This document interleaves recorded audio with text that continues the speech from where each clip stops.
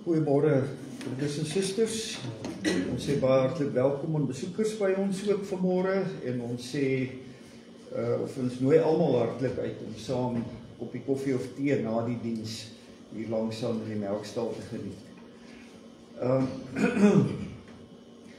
Ons kollektes vanmôre onder die erediens is van standhouding van die erediens by die deure vir die boufonds.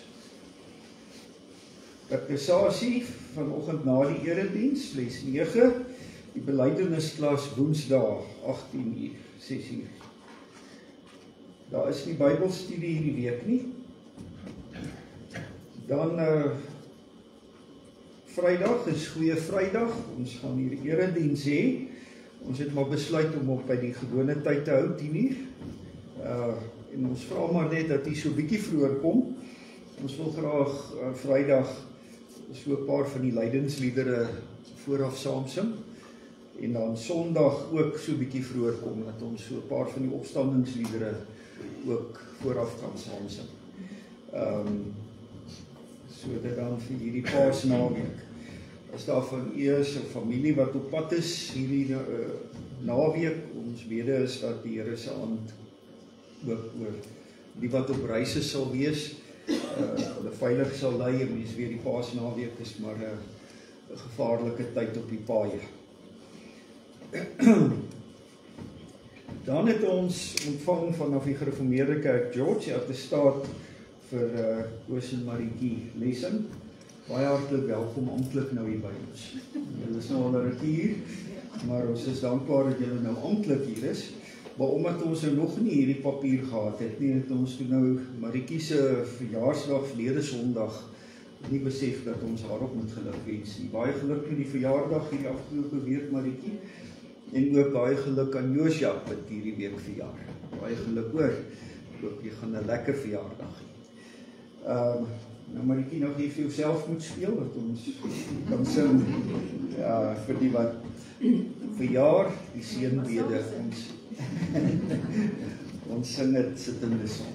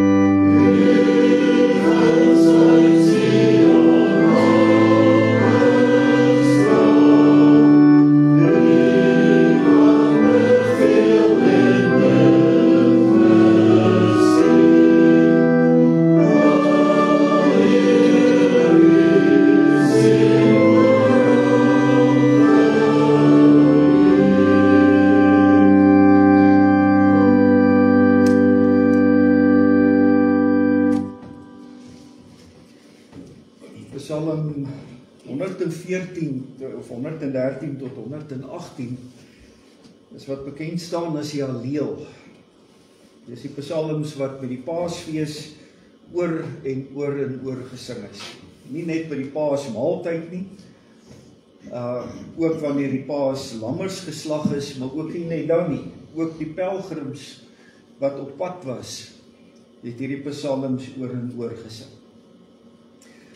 Nou stel jou voor, ons is pelgrims, ons is op pad Jerusalem toe vir die Paasfees.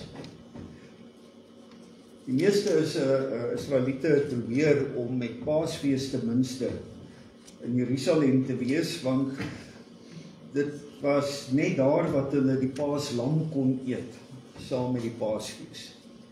Dit was die reël, die Paaslammers mag net in die in die gebied van Jerusalem geëet gewees het.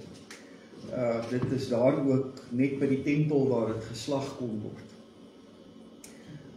En daarom was dit 'n baie belangrike fees. Maar vir baie Israeliete was dit die enigste keer die jaar wat hulle by die tempel kon kom. Dis 'n groot optog. Dis ver. wat baie van hulle moes reis. Dae aan een. Stel jy nou voor, ons is nou deel van so 'n pelgrimsgroep. Al vir dae op pad.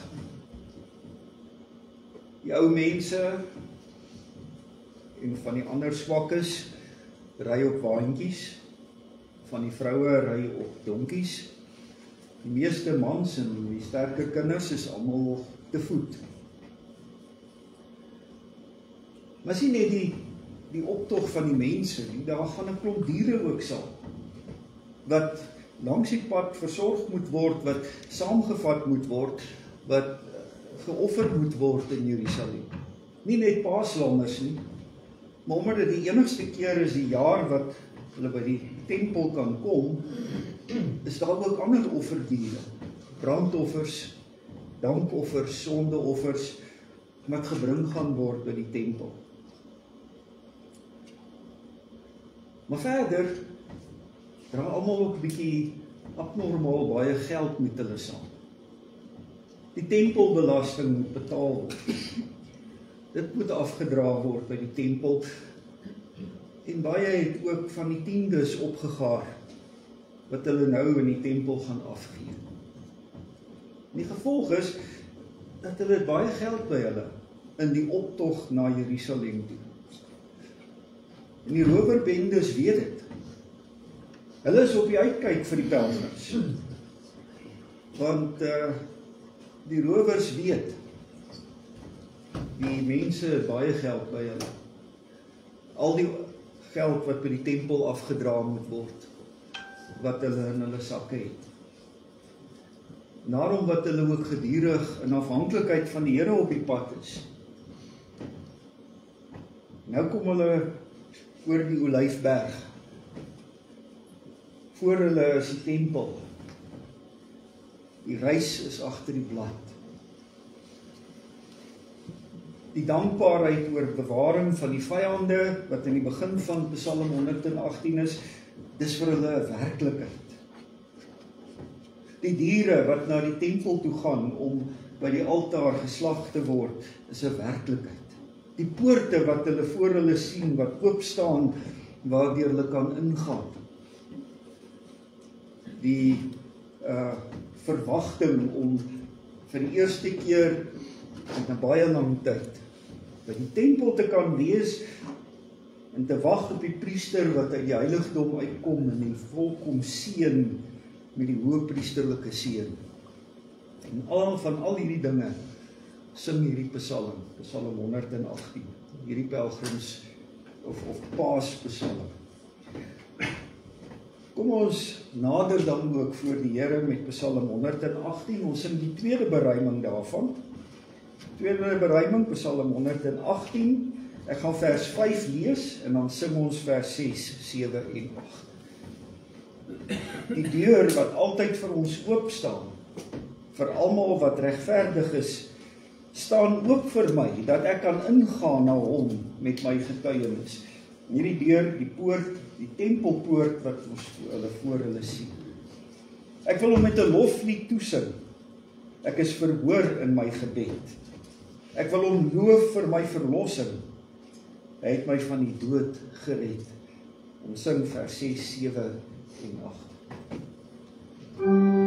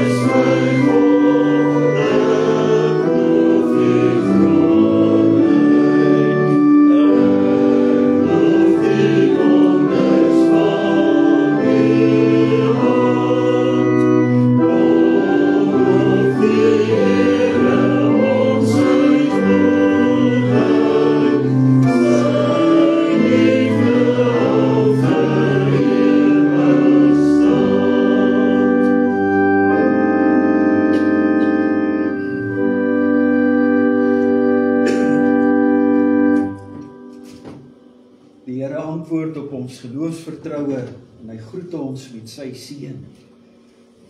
Geliefdes, genade vir julle en vrede van hom wat is, wat altyd was, wat kom, en van die 7 geeste wat voor sy troon is, en van Jesus Christus, die betroubare getuie, die eerstgeborene uit die dood, die heerser oor die konings van die aarde. Amen. Ons sing uit nog een van die psalms uit die Alleel, Psalm 116. Ons sing daarvan vers 1, 4, 5 en 10. Daarna gaan ons geloof saam bely. Daarna sing ons skrifberuiming 3:3, vers 1, 2, 5 en 6.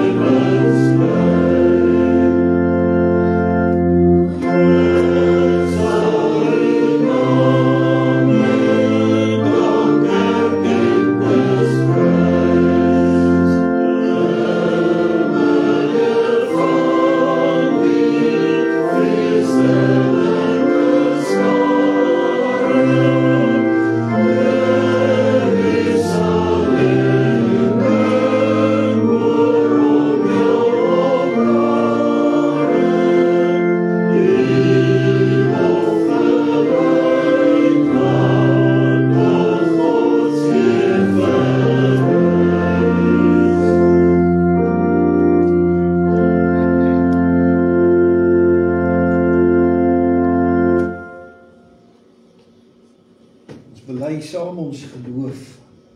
Ek glo in God, die Vader, die Almagtige, die Skepper van die hemel en die aarde, en in Jesus Christus, sy eniggebore Seun, ons Here, wat ontvang is van die Heilige Gees, gebore is uit die Maagd Maria, wat gelei het onder Pontius Pilatus, gekruisig is, gesterf het en begrawe is, hy die lyding van die hel ondergaan, wat op die 3de dag weer opgestaan het uit die dood, opgevaar het na die hemel, en sit aan die regterhand van God, die Almagtige Vader, waarvandaan hy sal kom, om die lewendes en die dooies te oordeel. Ek glo in die Heilige Gees. Ek glo aan 'n heilige, algemene Christelike kerk, die gemeenskap van die heiliges, aan die vergewing van sondes, die opstanding van die liggaam en 'n ewige lewe.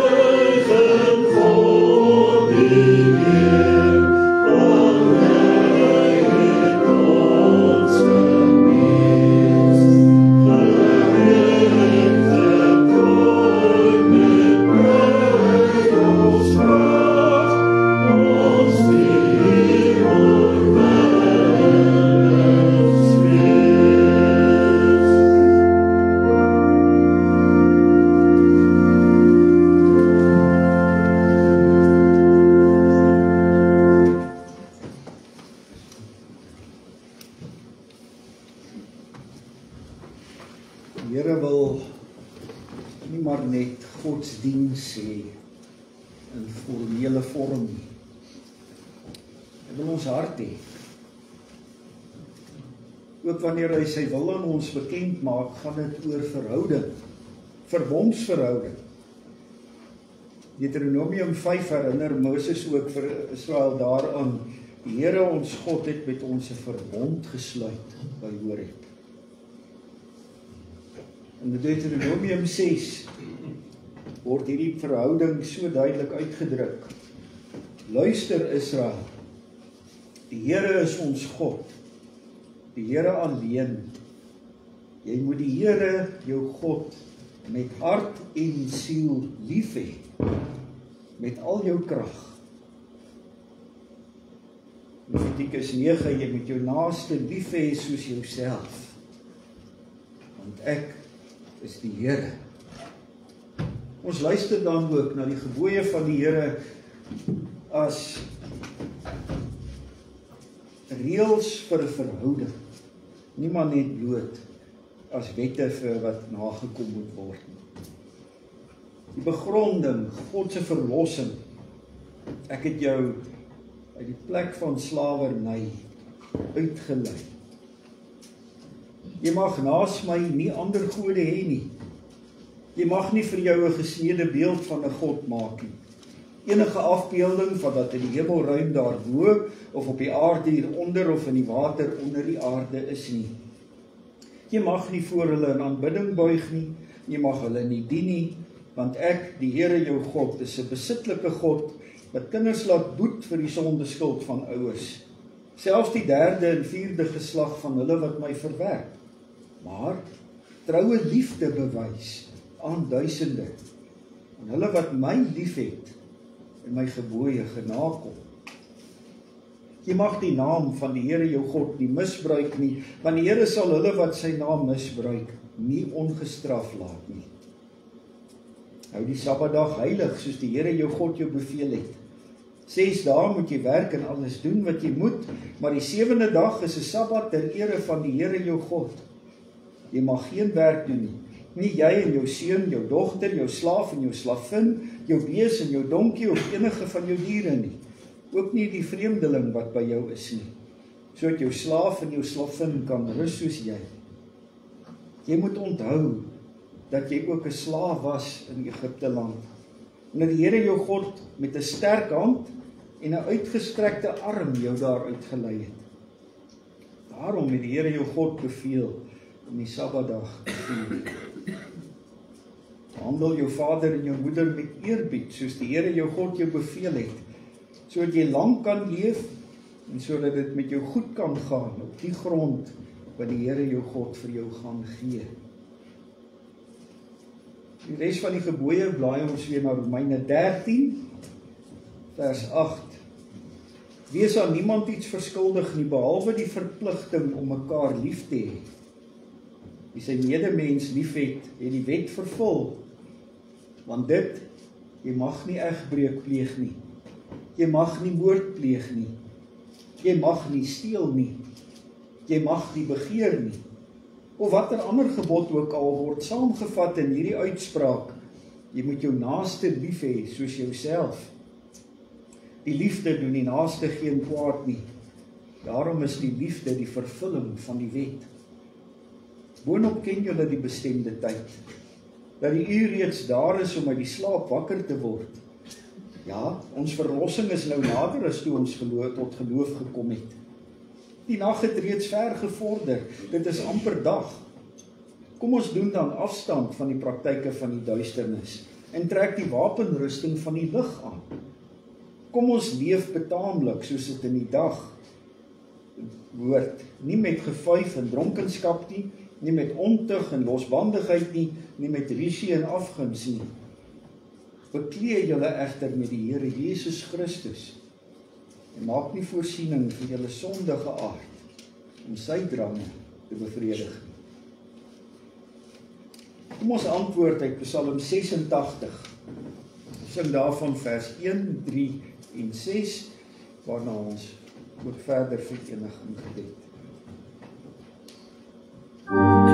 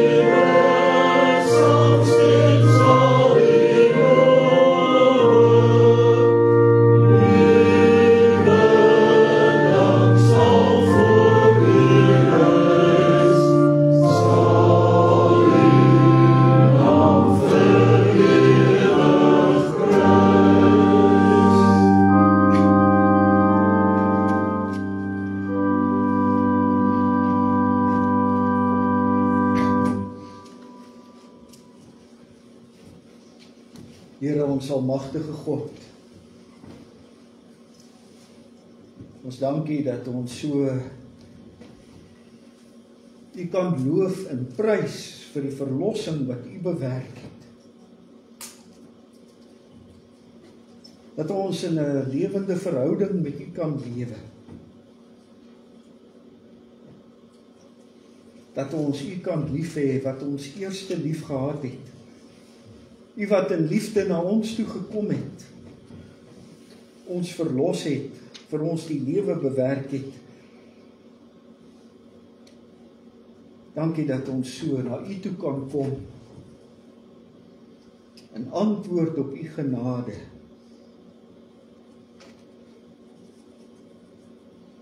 Lei ons, Here, dat ons liefde vir U en vir ons naaste sal groei. Dat ons sal groei in heiligmaking. Al meer ons ou natuur wat wil haat sal afsterf en opstaan in die nuwe lewe en U verheerlik met ons lewe. Met ons hart, met alles wat in ons is. Dankie, Here, dat ons U evangelie woord het wat vir ons verseker van U genade, U liefde, waarin ons U kan hoor en opnuut opgeroep kan word om te leef in die verhouding met U. Ons bid, Here, dat U ons sal lei wanneer ons met U woord besig is. Ons sal wysheid gee, insig, dit wat U aan ons openbaar. Dit wat U Seun, ons Here Jesus Christus, gedoen het en vervul het.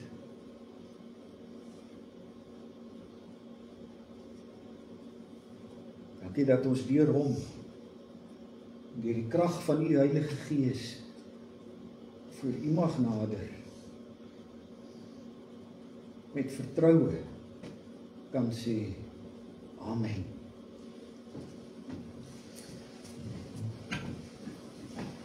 Ons het verlede week stilgestaan by die groot Sabbat, die Saterdag voor Paasfees, wat vir die Jode 'n geweldige belangrike dag was, waarin baie dinge onthou is en waarin hulle begin gereed maak het vir die Paasfees en om al die dinge reg te doen op die Paasfees. Op die groot Sabbat was daar 'n voorgeskrewe teks, is daar 'n voorgeskrewe teks wat gelees moet word in die sinagoges. En daardie teks is Maleagi 3 en 4. Daarom wil ek eers die teks lees, want daar is nogal 'n baie belangrike verband tussen daardie teks wat die Saterdag in die sinagoges gelees is, dit wat Christus die volgende dag, die Sondag, dan ook doen, wat ons van hom daar lees.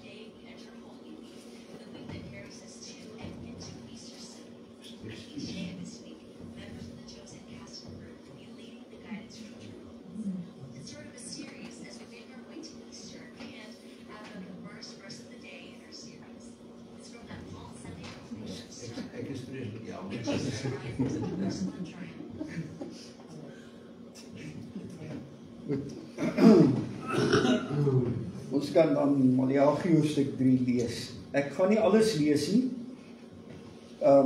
Maleagi was vir die Israeliete ook 'n belangrike profesie, want dit is die laaste van die profesieë oor die Messias. 'n Baie belangrike profesie, vandag nog is dit vir hulle die laaste profesie. In ons Bybel ook die laaste boek van die Ou Testament, die laaste 2 hoofstukke van die Ou Testament.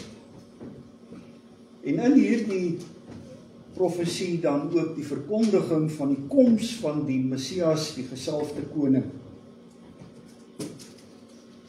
Kyk, ek gaan my boodskapper stuur en hy sal 'n pad voor my gereed maak. En Dan onverwags sal hy na sy tempel kom, die Heer na wie julle soek, die boodskapper van die verbond na wie julle uitsien. Kyk, hy gaan kom, sê die Here, heerser oor alle magte.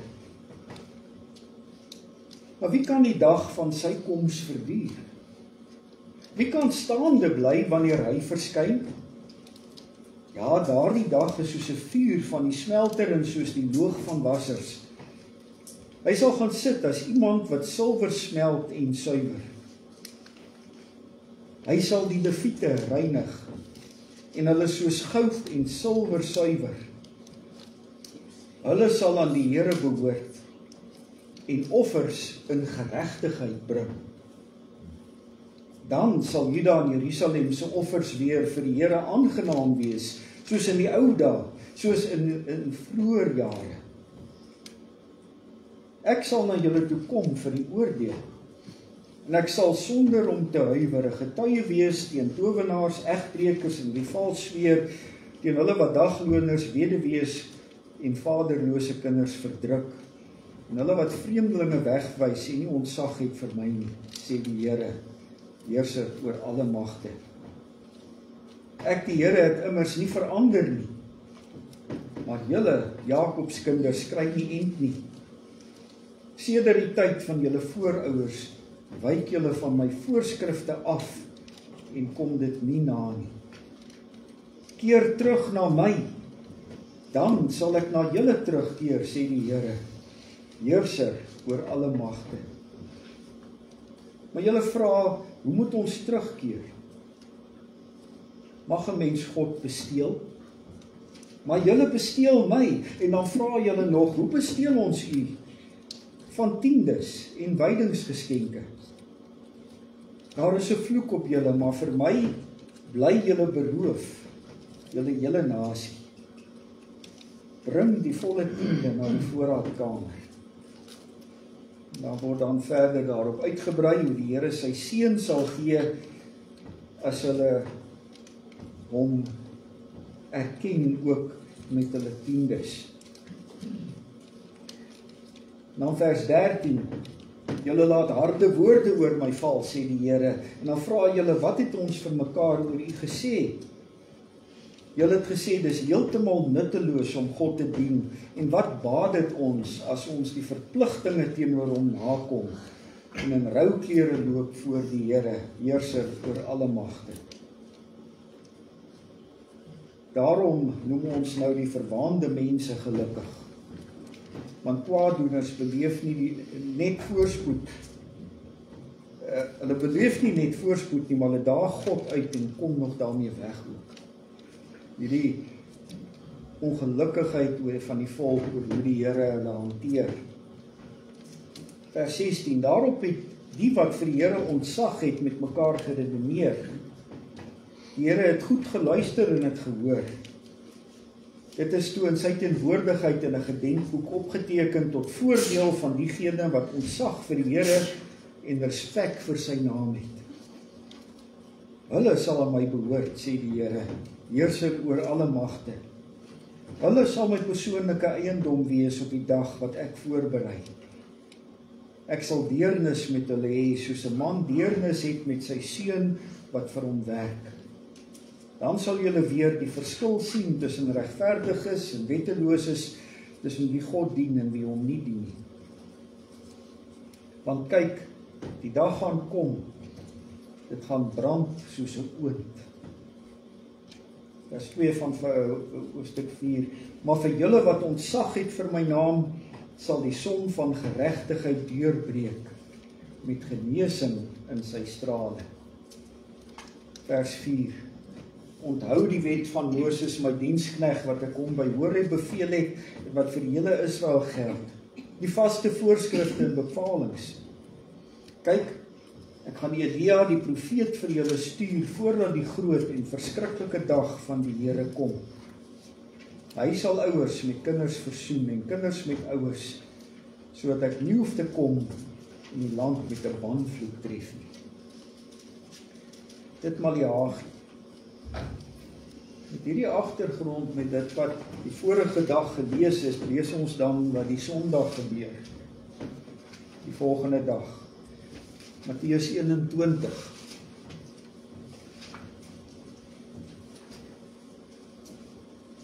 Ons lees aan die begin van die hoofstuk hoe dat die Here hulle stuur om vir hom daar die donkie te bring, waarop hy dan ry, en hoe dat die skare hulle klere en palmtakke op die pad oopgooi voor hom, waarop hy dan ry. Ons lees van vers 9. Die skare wat voor hom uitgeloop, en die wat gevolg het uitgeroep, Hosanna vir die seun van Dawid. Geseënd is hy wat kom in die naam van die Here. Hosanna in die hoogste. Toe hy Jerusalem binnegaan, was die hele stad in rep en roer, en hulle het gevra, wie is hierdie man? Die skare het gesê, dit is die profeet Jesus, die een van Nasaret in Galilea. Jesus het die tempelterrein binne gegaan en almal wat op die tempelterrein aan die koop en verkoop was, uitgejaag. Het die tafels van die geldwisselaars en die stoele van die duiweverkopers omgegooi en vir hulle gesê, daar staan geskryf, my huis sal 'n huis van gebed genoem word, maar julle het daarvan 'n rowerspelonk gemaak. Blindes en verlamdes het daar op die tempelterrein na hom gekom, en hy het hulle gesond gemaak. Toe die leierpriesters en die skrifkenners die wonderbaarlike dinge sien wat hy doen, en ook die kinders wat op die tempelterrein uitroep, Hosanna vir die seun van Dawid, was hulle verontwaardig, en het vir hom gesê, hoor jy wat sê hierdie kinders? Maar Jesus antwoord hulle, ja, het julle nog nooit gelees nie, uit die mond van kleuters en suigelinge, het u lof vir u laat opklink. Ons lees tot sover.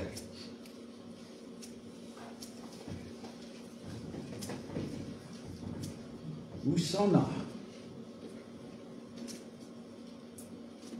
Wat beteken dit? Meeste mense sê loof, prys.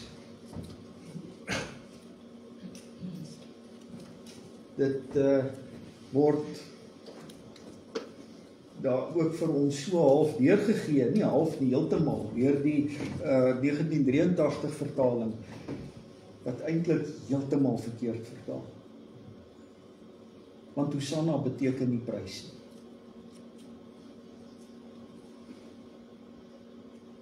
Die volk is besig om te sing uit Psalm 118. Psalm 118 vers 25 en 26. Ag Here, verlos ons tog. Verlos ons tog in Hebreëus, Hosanna. Dis wat dit beteken. Hosanna, verlos ons. Ag Here, verlos ons tog. Die Hebreëus Anna Jahwe. Hosanna. Die Jode wat natuurlik die naam Jahwe nie sou uitspreek nie, omdat dit waarskynlik ook hier nie aangehaal word nie, maar die bede is verlos ons tog. Ag Here, gee tog voorspoed. Geseënd is hy wat kom in die naam van die Here. Ontseën julle uit die huis van die Here. Dis die aanhaling van dit wat gesing word deur die skare. Hulle is besig om Psalm 118, waarmee hulle besig is om na die tempel toe te gaan, as 'n loflied, soos wat ons ook het vanoggend in ons aanloop tot die erediens gesing het. Hulle is besig om daardie woorde van hierdie lied op Jesus van toepassing te maak. Daar staan ook nie letterlik Hosanna vir die seun, of vir die seun van Dawid. Dis 'n datiefvorm van die naamwoord, om 'n bietjie tegnies te wees. Maar die datief beteken nie noodwendig vir nie. Dit is opmerklik, as jy gaan gelees weer in 'n handboek van my. Die eerste wat daarvan gesê word, is dat die datief bron aandui. Oorsprong. Met ander woorde, Hosiana, die seun van Dawid, verlos ons tog hoe? Deur die seun van Dawid. Dit bly die bede tot God, tot verlossing, maar Christus word gesien as die seun van Dawid wat hierdie verlossing moet bewerk. Want dis wat hulle verwag het van die Messias. Die gesalfde koning moes hulle soos wat Moses vir Israel uit Egipte gelei het, moes hy die volk uit die slawerny, die heerskappy van die Romeine uitlei. Hy moes die volk kom bevry. Die verlossing waarom geroep word is die verlossing van die oorheersing deur die Romeinse ryk. Dis wat die Israeliete, die Jode, in daardie stadium van die Messias verwag. Dis wat hulle hoop hy gaan doen. Dat hy die koningskap gaan kom aanvaar, en dan sal hy hulle lei in hulle opstand teen die Romeinse regering.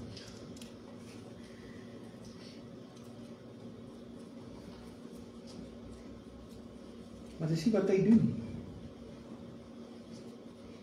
Daarom wat die volk so teleurgesteld was, dieselfde mense wat met soveel oorgawe geroep het, verlos ons deur hierdie man, so 'n paar dae later skreeu, kruisig hom.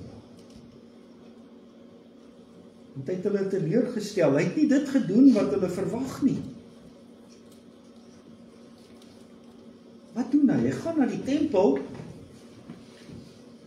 nie om homself as die Messias te verklaar, wat nou sy weermag gaan begin organiseer, en die opstand gaan organiseer nie. Nee, hy gaan gooi die tafels van die geldwisselaars en die duiweverkopers gaan gooi hy op. Hy jaag hierdie mense uit die tempel uit.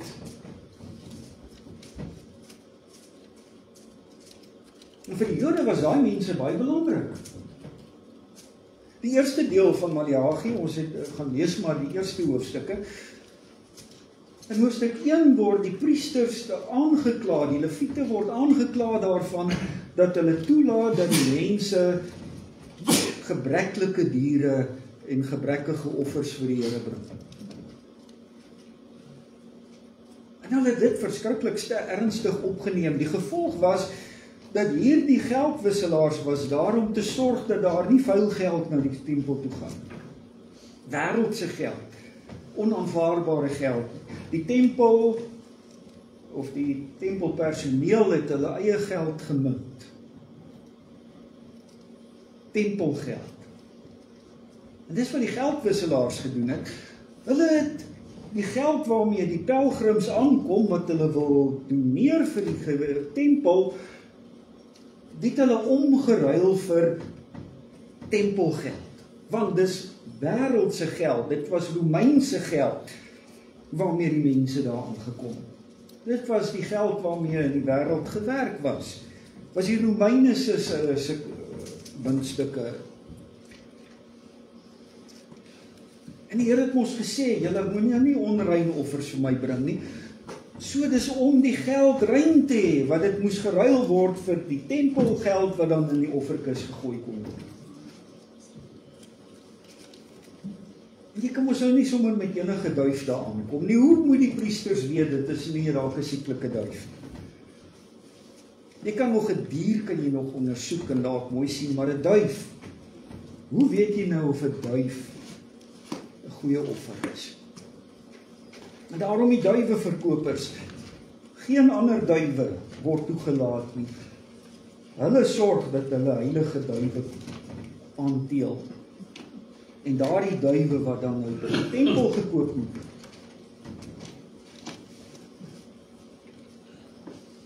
Die probleem egter dat dit 'n besigheidstransaksie geword het.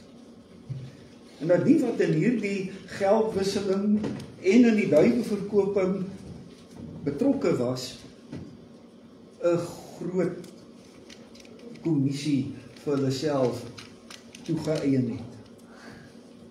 En dit baie duur gemaak het. 'n groot spul geld is in hulle eie sakke.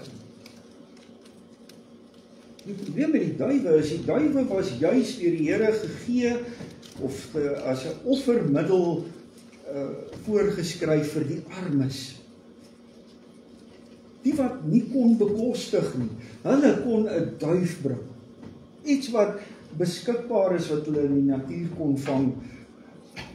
En die arme mense kon daarom met 'n duif hulle offerhandes bring. Dit was 'n manier waarop arme mense kon offer sonder dat dit hulle geld gekos het, wat hulle nie gehad het. Nou moet hulle die duiwe by die duiweverkopers koop. En dit het met ander woorde heeltemal die doel waarvoor die Here die duiwe in die wetgewing voorgeskryf het, heeltemal 'n streep deurgetrek. Want nou kon die arme mense selfs nie meer die duiwe bekostig. Want hulle moet nou 'n spul geld betaal om 'n duif te kan offer wat eintlik veronderstel was om hulle uit te help sodat hulle kon offer terwyl hulle nie geld het. Dit is 'n uitbuiting gewees van mense.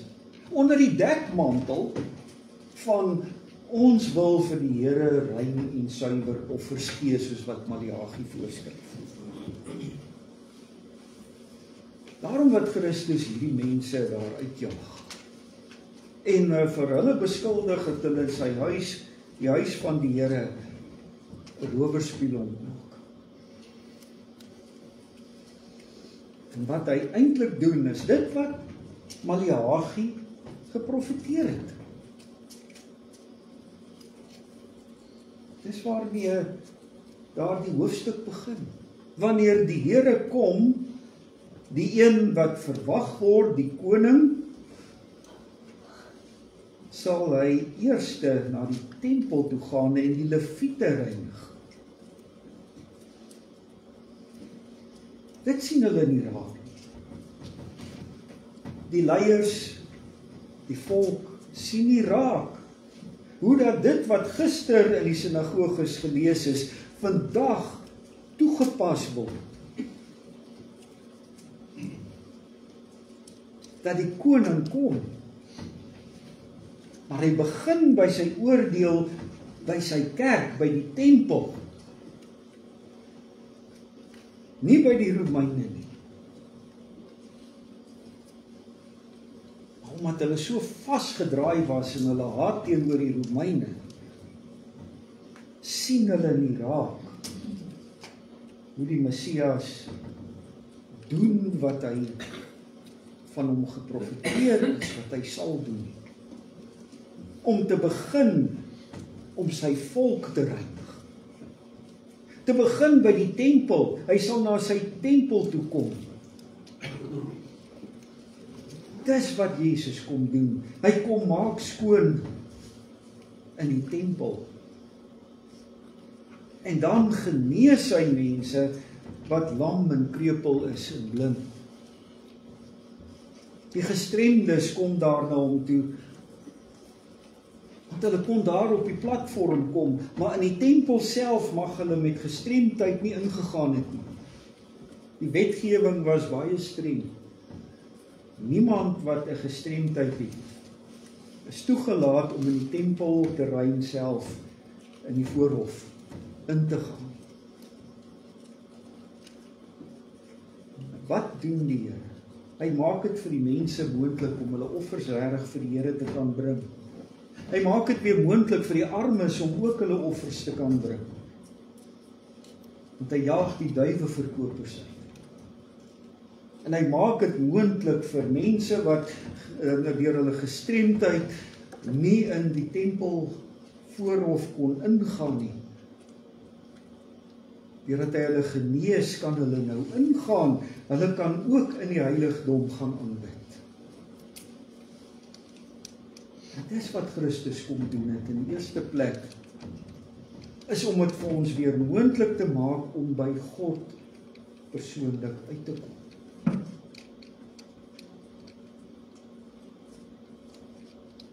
Dis wat hy wil. Hy red ons nie van wêreldse dinge nie, maar sodat ons in die teenwoordigheid van God kan wees. Verlos ons van ons sonde, van dit wat ons geestelike gebrek veroorsaak, ons verlorenheid. Hy kom maak heel wat die sonde gebreek het, sodat ons weer met vrymoedigheid in die teenwoordigheid van God kon kom. Hy antwoord op die bede, verlos ons tog, Hosiana, deur ons te verlos van ons diepste nood. Nie van dit wat ons op die oppervlakte dink. Ja, Christus illustreer dit deur daar in die tempel die toegang tot die Here oop te maak vir mense. Nie met godsdienspraktyke wat 'n las op mense plaas. Daardie dinge wat mensgemaak is en eintlik afstand skep tussen die volk en die Here. Dit moet weg. Die gestremdheid wat afstand skep, word genees. So word die lof aan die Here steeds toegebring. Die volwassenes het stil geraak daar in die tempel, geskok, omdat dit is mos nie wat moet gebeur. Die kinders het bly sing. Hulle het bly jubel. Hulle het bly roep, verlos ons, seun van Dawid. Mag ons in hierdie Paastyd ook weer dink oor wat verwag ons werklik in ons verlossing. Ja, ons roep baie ook, verlos ons, Here. Maar as ons sonde nood en die verwydering van God, is dit vir ons die diepste nood van hierdie mensheid. Vraag ons ook soos die Jode vasgedraai in hierdie wêreld. In godsdienspraktyke wat moet reg wees, maar bovenal in die soeke na verlossing op aardse vlak van fisiese nood, van dinge wat in hierdie land gebeur, verlossing van slaggate en swak dienste en plaasaanvalle.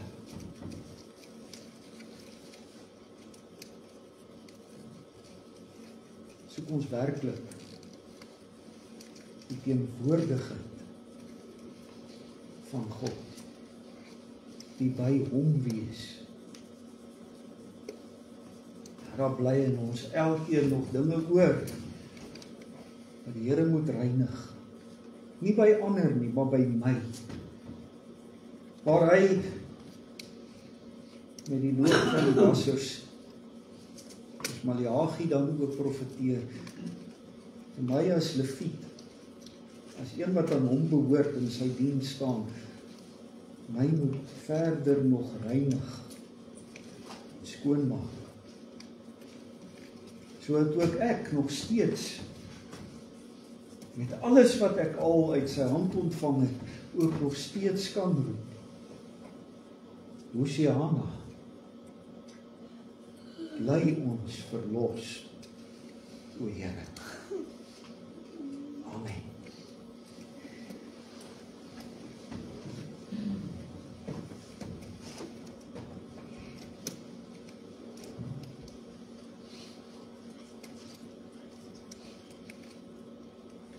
Hosiana, red ons tog, o Here. Dankie dat U ons roep gehoor het. Ons hosannas wat uit ons harte opgeklink het. En die Seun na hierdie wêreld gestuur het as verlosser. Die Seun van Dawid, wat gekom het om die sondes van sy volk, van die wêreld op hom te neem. Here, maak ons oë oop om werklik te sien, om te bly sien, om ook in hierdie Paastyd nie maar net met gewone rituele besig te wees, bekende rituele, bekende feite, bekende dinge wat ons onthou, sonder om werklik weer te besef hoe diep U verlossing strek. Here, vergewe ons wanneer ons ook na ander kyk, wanneer ons roep, verlos tog, Here. In plaas van na onsself, in ons ou natuur, en die dinge waarmee ons nog in onsself worstel.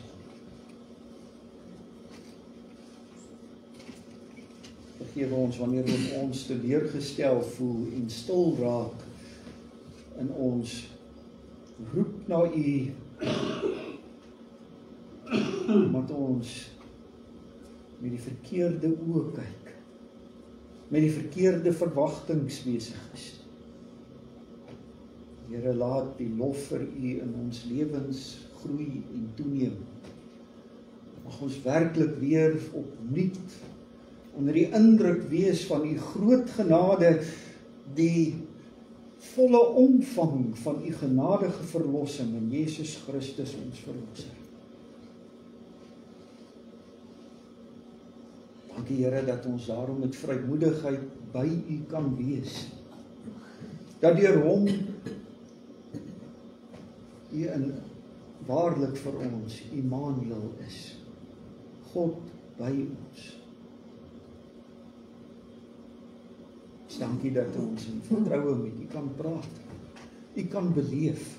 Die verhouding met U kan beleef. En lei ons daarin om daarin te groei.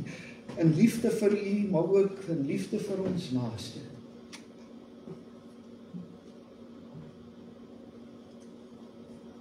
Dankie Here dat ons wel met ons aardse nood ook na U kan kom.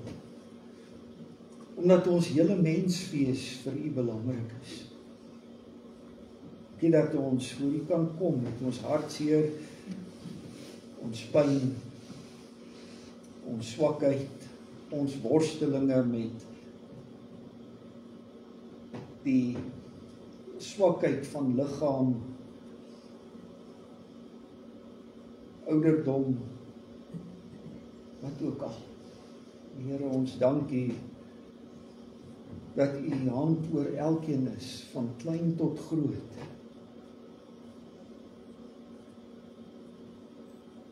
Dankie vir dat U seën was oor Ivy se operasie hierdie week. Maar dat ons ook kan weet dat U seën ook is met mense wat in hulle ouderdom operasies ondergaan.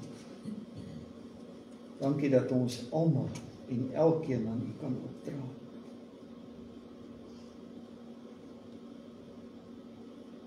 Here, U ken ons behoeftes.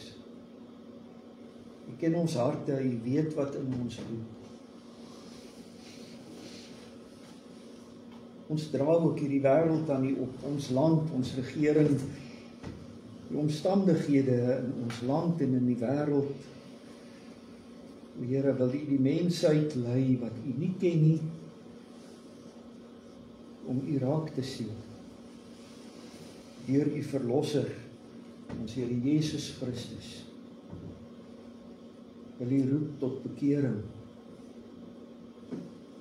tot lewe, daar waar die dood heers. Dankie dat ons met vrymoedigheid tot U kan bid, deur Jesus Christus, U Seun. Amen. Dis hier geleentheid vir die insameling van ons liefdebegrafenis.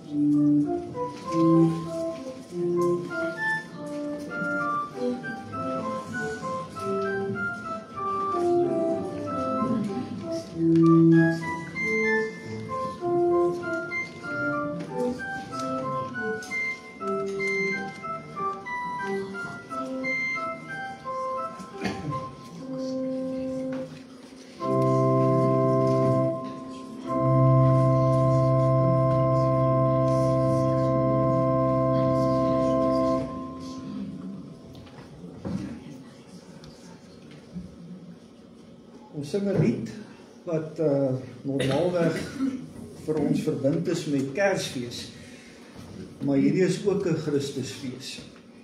Die 354 is ook in hierdie tyd baie relevant, en dit sing ook oor die Hosannas, dit dink ook aan daardie tyd van Christus se intog. So ons sing lied 354 vers 1, 3 en 4. Amen.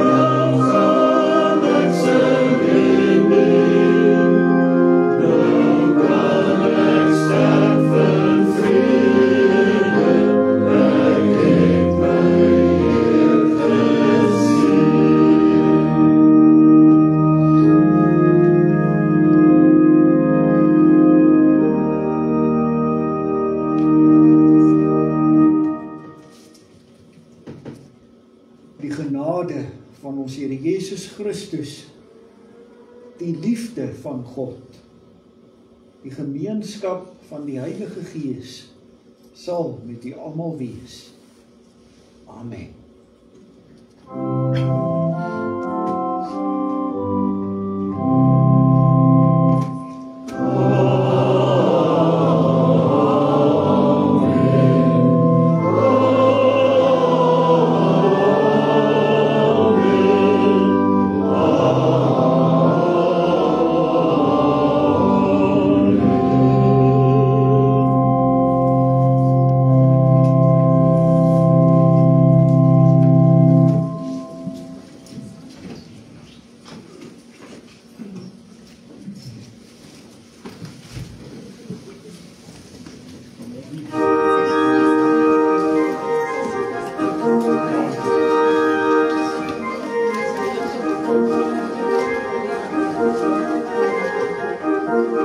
Thank you.